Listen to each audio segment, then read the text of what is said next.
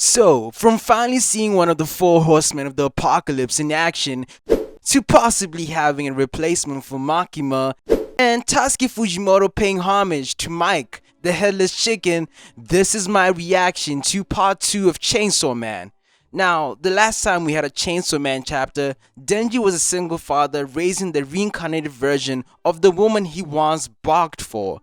And now he's just about to enter his very own school arc. So when the chapter starts off with a classroom scene, I was expecting to see Denji. I mean, at this point it's a given that he's the MC. I thought I was gonna see him fight a different kind of devil, math. But nope. Can I interest you in a headless chicken devil? And now this is why I think the concept of devils being born of the fears of other people gives the story almost an infinite number of directions to go. So the first chapter begins with the chicken devil called Bucky. And funny enough, this is actually based on a true story.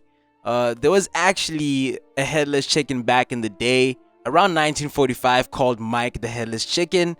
And funny enough, for my US subscribers, you can probably confirm if this is true or not. But apparently in a place called Colorado, you guys actually have an annual Mike the Headless Chicken Day. So that's pretty crazy. Anyways, so the story is now focused on the chicken devil, and one of the teachers at the school called Mr. Tanaka basically tasks the children with taking care of the Bucky for about 3 months. And as you continue to read each new page of the chapter, you wonder, where is Denji? Where is our Chainsaw Man? And that's when we're quickly introduced to Asa Mitaka, who's clearly gonna be one of the most important characters in part 2 and might possibly replace Makima. Yeah, there, I said it. Goodbye Makima, hello Asa. But getting back on track, the differences between Asa and Denji are easily noticeable. While Denji had no parents and was living a pretty shitty life up until Makima found him, to make it better and then make it shitty by the end, he was at least optimistic and hopeful.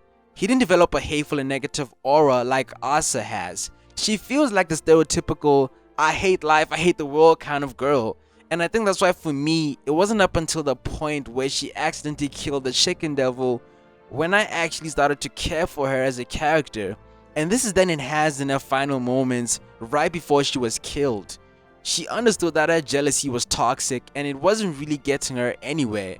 While in part 1 the most important line was ignorance is bliss, part 2 has set up jealousy as one of the opening themes of the part. And I wonder if this same theme will act as one of the themes for Denji's character development. But I don't know, we shall see. Maybe this very theme will open up old wounds for Denji, like the fact that he has no parents too. Possible, just throwing suggestions out there to be honest. As for the War Devil's introduction, one of the four horsemen of the apocalypse, it was eerily similar to that of Denji's. But I wonder, what would be the motivation for the War Devil to save Asa? Because we know with Denji, Pochita saved Denji because he cared for him when he was injured.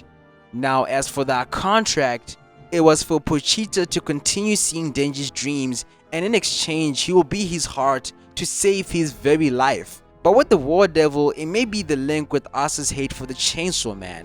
Or it could be just a random body he found, who knows.